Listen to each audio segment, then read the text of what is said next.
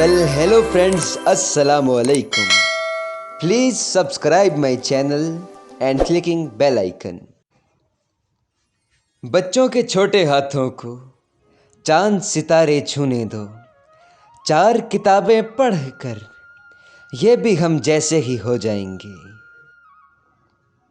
उड़ने दो परिंदों को अभी शौक़ हवा में, फिर लौट के बचपन के ज़माने नहीं आते।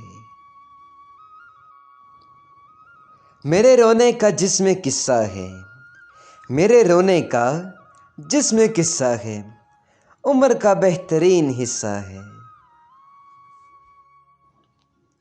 जिसके लिए बच्चा रोया था और पूछे थे आंसू बाबा ने, जिसके लिए बच्चा रोया था और पूछे थे आंसू बाबा ने, वो बच्चा अब भी ज़िंदा है और वो महंगा खिलौना टूट गया है।